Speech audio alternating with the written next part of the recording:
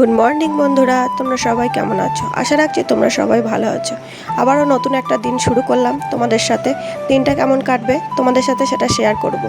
সঙ্গে থেকো। আর আমার মুখ চোখের অবস্থা থেকে বুঝতে পারছো যে আমার শরীরটা ভালো নেই। কাল থেকে আমার শরীরটা ভালো নেই, একটু ক্লান্ত, পারছি না। সকালে উঠতেও দেরি হয়ে গেছে, চোখ মুখ কালো হয়ে গেছে, দেখেছো? কিন্তু পারছি না বললে তো হবে না, পারছি না বললে কিছু থেমে থাকে না। চলবে নিজের পথে, হয়তো একটু কম একটু বেশি কাজ, কিন্তু করতে হবে। আমি সকালে ঘুম থেকে উঠতেই পারিনি, আমার ছেলে ফোন করে আমায় ডাকলো। তারপরে আমি ঘুম থেকে উঠলাম 7টা 19 আমি ঘুম থেকে উঠেছি। যে আমি 6টায় ঘুম থেকে উঠি, 6:30টায় ঘুম থেকে উঠি, 7টা 19 ঘুম থেকে উঠেছি। আর উঠেই টুকটাক কাজ সেরে জল খেয়ে নিলাম, এক গ্লাস জল খেয়ে নিলাম। এবার চাটা করে নিয়ে গিয়ে চাটা ঠান্ডা হলে খাবো। চুলটা আজরানোর সময় পাইনি, ওপরে চিরুনি দিয়ে চলে এলাম। আজ আমার শাশুড়ি মায়ের চোখের অপারেশন করার পর চোখ খোলার দিন। আগের দিন নাকি ডাক্তারবাবু চোখে ড্রপ দেওয়ার পরে চোখের একটু সমস্যা হয়েছিল, তাই আমরা খুব চিন্তায় আছি চোখটা নিয়ে, যে চোখটা ঠিকঠাক হবে তো। যাই হোক, ঠিকঠাক হয়ে গেলেই আমরা খুশি। একটা চোখ তো আগেই অপারেশন হয়েছে, আর একটা চোখ এখন অপারেশন হচ্ছে। শাশুড়ি মা এখন বিছানায় রেস্ট নিচ্ছে। আমি শাশুড়ি মায়ের জন্য চা করে নিলাম, আমাদের সবার চা করে নিলাম, ছেলের কমপ্লেন। শাশুড়ি মা নিজের চা নিজেই করে খায়, করে খেতে পছন্দ করে, কিন্তু এখন তো কিছু করার নেই, উনি তো বেড রেস্ট দিয়ে আসতে হবে। শাশুড়ি মাকে আমাদের চাটা করে নিয়ে শাশুড়ি মাকে আগে চা দিয়ে আসবো। তারপর শাশুড়ি মাকে চা দিয়ে এসে আমি সবাইকে চা দিলাম। তারপর চা খাওয়ার পর ওপরে এলাম। ওপরে এসে টুকটাক কাজ করব। তারপর করে চাটা দিয়ে আমি আবার ঘরে এলাম, চাটা খাচ্ছি। চাটা ঠান্ডা হতে দিয়েছিলাম। আজকে মেঘলা মেঘলা, সকালে ঘুম থেকে উঠে দেখছি মেঘলা মেঘলা, আবহাওয়া খুবই নরম। আজকে আমার শরীরও খারাপ, আবহাওয়া নরম, আমার শাশুড়ি মায়ের শরীর খারাপ, বাড়ির পরিবেশ খুবই খারাপ। যাই হোক, বাড়ির পরিবেশ খারাপ হলেও হাসি খুশিভাবে থাকার চেষ্টা করি। তারপর চা খেয়ে 8টার মধ্যে, 7:30 থেকে 8টার মধ্যে শাশুড়ি মায়ের চোখের পটিটা খুলে দিতে বলেছিল। তো আমার হাজব্যান্ড পারবে না, ও ভয় পায়। আমার ছেলে ছোটো, ও তো ভয় পায়। আর এমনভাবে পটিটা লাগিয়ে দিয়েছে চুলগুলো আটকে গেছে। চুলগুলো আমি যদি টান দিয়ে ছাড়াতে যাই শাশুড়ি মায়ের লেগে যাবে। আস্তে আস্তে চুলগুলো আগে ছাড়িয়ে নিলাম, ছাড়িয়ে নিয়ে আস্তে আস্তে ছাড়িয়ে নিচ্ছি, যদি আবার লেগে যায়। চোখের ব্যাপার, চোখ খুবই সেনসিটিভ জায়গা। চোখ বলে নয়, যে কোনো জায়গায় লাগলে খুবই লাগবে। তো আমি খুবই ভয় পাচ্ছি। ভয় পেলেও দায়িত্ব কর্তব্য পালন করতে হবে। আর আমি যদি না খুলে দিই, কে খুলে দেবে বলো? ছেলে পারবে না, আমার হাজব্যান্ড পারবে না। আমি এই বাড়িতে একটু সাহসী বলতে গেলে। পটিটা খুলে দেওয়ার চেষ্টা করছি। পটিটা খুলে দেওয়ার পর ড্রপ দিতে হবে। আমি শাশুড়ি মাকে বলেছি, পটিটা খুলে দেওয়ার পর তুমি চোখ খুলবে না, আমি চোখের কোণে ড্রপ দিয়ে দেবো, ড্রপটা চোখে যাবে, তারপর কালো চশমা পরিয়ে দেবো, তারপর তুমি আস্তে আস্তে চোখটা খুলে দেখবে তুমি দেখতে পাচ্ছ কি না। আস্তে আস্তে পটিটা খোলার চেষ্টা করছি। আমার শাশুড়ি মাকে দেখতে এসেছে, দেখছে যে চোখের অপারেশন করার পর খোঁজ নিতে এসছে যে চোখটা কেমন আছে। আমার ছেলেও আছে, আমি আছি, আর কাকিমা এসেছে দেখতে। তো যাই হোক, চোখের পটিটা খোলা হয়ে গেল। এবার চোখের ড্রপটা দিয়ে দিচ্ছি। আমি মেয়ে হয়ে মা বাবার প্রতি দায়িত্ব কর্তব্য পালন করতে পারিনি ঠিকঠাক, কারণ কোনো মেয়েই পারে না। শ্বশুরবাড়ির প্রতি দায়িত্ব কর্তব্য বেশি থেকে যায়। শাশুড়ি মা, শ্বশুর, স্বামী, ছেলে, এই নিয়ে একটা মেয়ের জীবন কেটে যায়। একটা মেয়ের যখন বিয়ে হয়ে যায়, সে পারে না দূর থেকে এসে বাবা মায়ের সমস্ত দায়িত্ব কর্তব্য পালন করতে। ওই জন্যে প্রত্যেকটা মানুষের একটা ছেলে সন্তান হওয়া দরকার। তো ছেলে সন্তান হলে বৌমা পাশে থাকবে, সমস্ত কিছু দায়িত্ব কর্তব্য পালন করবে। আমি যেমন আমার শাশুড়ি মায়ের দায়িত্ব কর্তব্য পালন করি, সেরকম আমার একটা ভাই দাদা থাকলে সেও আমার মা বাবার প্রতি, বৌমা নিয়ে আসতো, আমার মা বাবার প্রতি দায়িত্ব কর্তব্য পালন করতো। যাই হোক, চোখে ড্রপ দিয়ে দিলাম। আমার শাশুড়ি মা চোখে চশমা দেওয়ার পর বলছে আমি দেখতে পাচ্ছি না। তারপরে খানিকক্ষণ পরে বলল ঝাপসা ঝাপসা দেখছি। তারপরে খানিকক্ষণ পরে বলল হ্যাঁ, স্পষ্ট দেখতে পাচ্ছি। যাক, আমরা খুশি হলাম। একটা চোখ অপারেশন করার পর যতক্ষণ না সে বলছে যে হ্যাঁ ঠিকঠাক দেখতে পাচ্ছি, ততক্ষণ ভয়ের ব্যাপার। শাশুড়ি মায়ের প্রতি দায়িত্ব কর্তব্য পালন করে চলে এলাম ওপরে, সংসারের প্রতি দায়িত্ব কর্তব্য পালন করতে। তো বাসন আজকে আমি বারান্দাতে ঝাড় দিয়ে নিচ্ছি, গোটা বাড়িটাই ঝাড় দিয়ে নেবো যেমন ঝাড় দিই। তবে আজকে মোছার ক্ষমতা আমার নেই, শরীর ভালো নেই, পারছি না নিচু হয়ে হয়ে মুছতে। যাই হোক, প্রত্যেক দিনই ঘর মুছতে হবে এমন কোনো ব্যাপার নেই। মানুষের জন্য বাড়িঘর, বাড়িঘরের জন্য মানুষ নয়।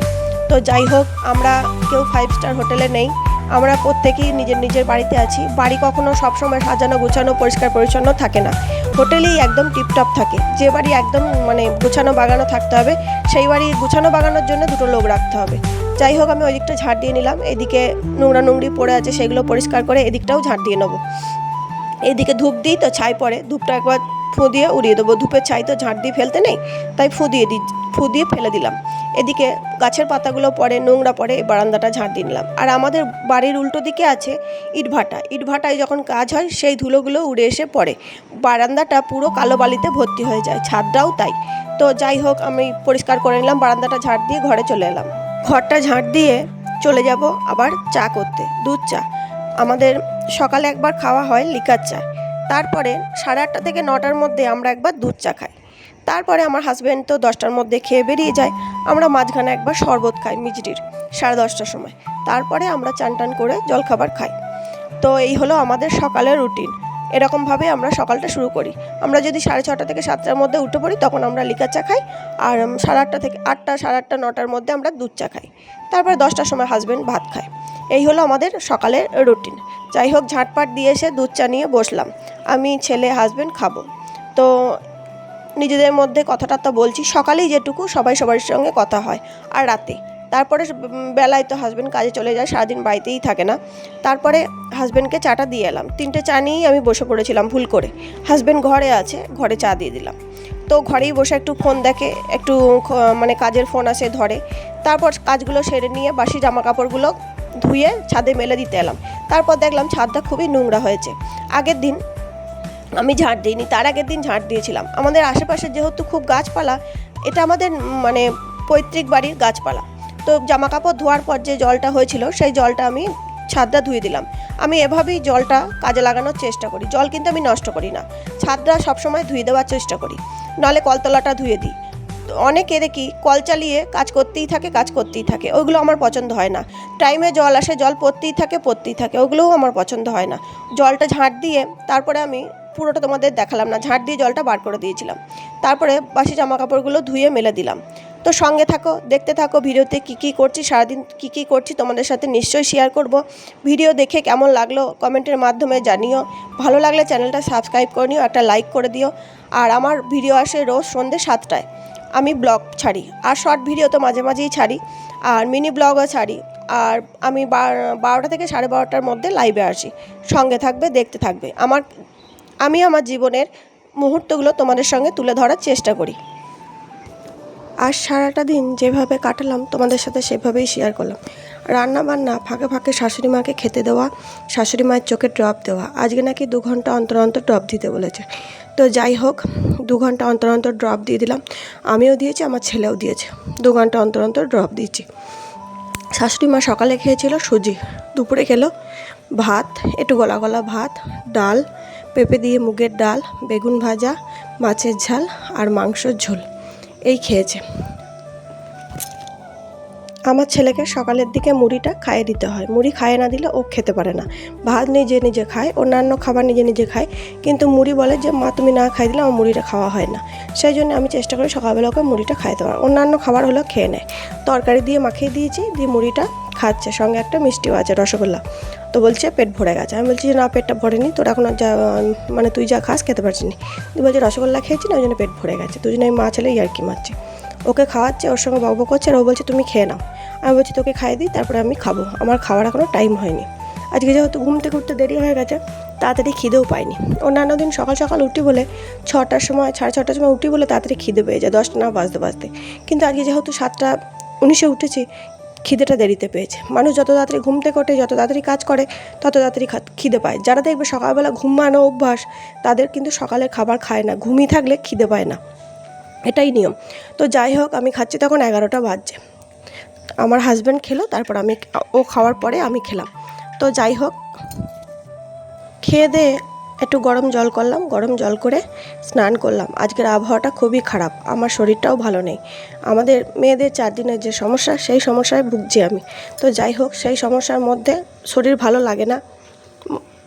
সকালে যখন ঘুম থেকে উঠেছি, মনে ভাবলাম যে আমি আর কিছুই করতে পারবো না। আস্তে আস্তে যখন উঠে কাজ করতে শুরু করলাম, আস্তে আস্তে ব্যথা ঠিক হয়ে গেল। তো যাই হোক, ব্যথা ঠিক হয়ে গেছে, মানে একবারে কমেনি। যাই হোক, নিজেকে সোজা করে কাজ করা শুরু করলাম। আজকে রান্না হবে বেগুন ভাজা, পেঁপে দিয়ে মুগের ডাল, মাছের ঝাল আর চিকেন কষা। এই রান্না বান্না হবে, কারণ আমার হাজব্যান্ড মাংস খায় না, আর আমার ছেলে মাছ খায় না। এই দুটোর মাঝখানে পড়ে আমার হয় সমস্যা।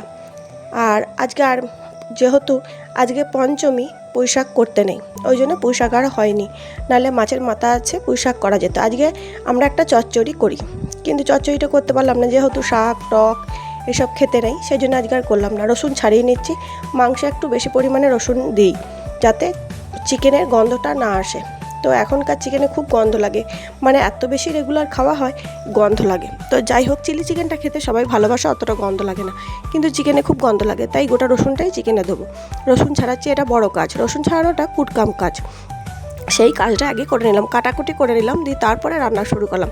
কাটাকুটি থাকলে রান্না করতে বেশিক্ষণ লাগে না। বেগুনটা দিয়ে দিলাম, বেগুনটা দিয়ে ঢাকা দিয়ে দেবো। অল্প আঁচে যদি বেগুনটা দিয়ে ঢাকা দিয়ে দাও, বেগুন খুব তাড়াতাড়ি নরম হয়ে যায়। আর গ্যাসের ফ্লেম যদি বাড়ানো থাকে আর ঢাকা না দাও, বেগুন কিন্তু লাল হয়ে যাবে, কিন্তু ভেতর থেকে শক্ত থাকবে, সেই জন্যে আমি ঢাকা দিয়ে দিলাম। তারপরে নরম হয়ে গেল বেগুনটা, তারপরে হালকা আঁচ বাড়িয়ে বেগুনটা ভেজে নিলাম। বেগুন ভাজা, ডাল কমপ্লিট। এদিকে চিকেনটা হচ্ছে, চিকেনটা ঢাকা দিয়ে রেখে দিয়েছি, কমিয়ে দিয়েছি যাতে আস্তে আস্তে সেদ্ধ হয়ে যায়। যে কোনো রান্নাবান্নায় যদি গ্যাসের স্টিমটা কমিয়ে দাও খুব তাড়াতাড়ি হয়ে যাবে, আর যদি গ্যাসটা বাড়িয়ে দাও তাহলে কিন্তু ঝোল মরে যাবে, কিন্তু সেদ্ধ হবে না। আর মাছের ঝালটা বাকি আছে, মাছের ঝালটা করে নেবো। লাইভ করতে করতে দেরি হয়ে গেল, ওই জন্য তোমাদের সঙ্গে রান্নাবান্না শেয়ার করতে পারলাম না।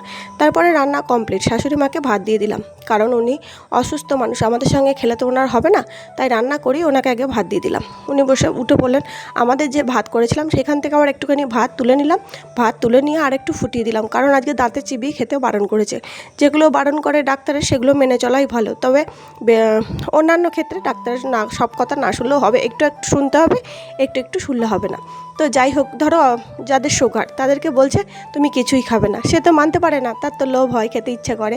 তো সেই রকমই আমার শাশুড়ি মায়ের লোভ হচ্ছে, বলেছে আজকে চিবিয়ে খাবে না, এদিকে আমার শাশুড়ি মা মাংস থেকে হাড় চিবাচ্ছে, কি বলবো, আমার হাসিও পায়।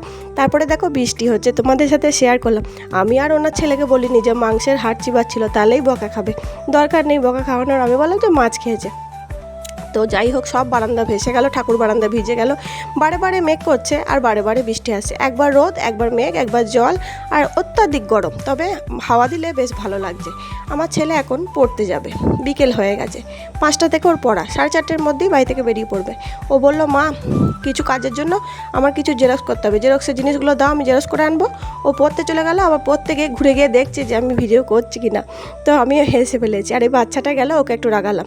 এটা হলো সামনেই আমাদের গঙ্গার ধার, গঙ্গার ধারের প্রকৃতিটা বেশ মেঘলা, আবহাওয়া সুন্দর লাগছে, আর আকাশটা আরও সুন্দর লাগছে, তাই তোমাদের সামনে তুলে ধরলাম। কেমন লাগছে তোমরা কমেন্টের মাধ্যমে জানিও, আমার তো খুব ভালো লাগে, তাই তোমাদের সাথে বারবার ভিডিওতে শেয়ার করি।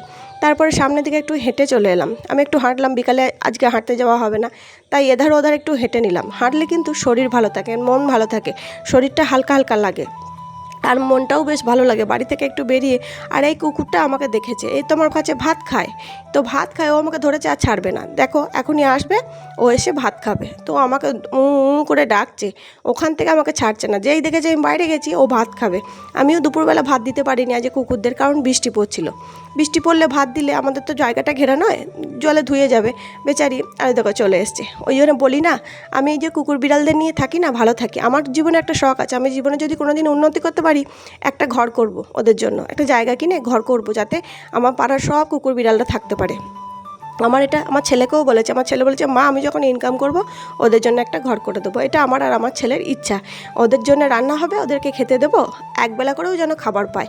আর আমার বিড়ালটা ছাদে ভরা ছিল, জানো তো, সেদিনকে বাইরে গেছিলো, বিড়ালে মেরেছে, বড় বিড়ালে, ওই জন্য ওকে ছাদে রেখে দিয়েছি, যাতে ও বাইরে খেলতে পারে, আবার মারও না খায়। হঠাৎ করে বৃষ্টি চলে এলো, ও আগেই খুলে দিয়েছি ওকে, ও দাঁড়িয়ে আছে আমার জন্য, একটা কাপড় আর তুলতে পারেনি, ওই দেখো বসে আছে, বৃষ্টি দেখছে। তারপরে উপর থেকে চলে এলো, বৃষ্টি তো মানে জোর চলে এলো, উপর থেকে চলে এসে ওকে ভাত মেখে দিলাম, ও ভাত খাচ্ছে আর বৃষ্টি দেখছে। আমিও তোমাদেরকে বৃষ্টি দেখালাম, বেশ বৃষ্টি পড়ছিল। তো আজকের মতো ভিডিওটা এখানে শেষ করছি, সবাই ভালো থেকো, সুস্থ থেকো।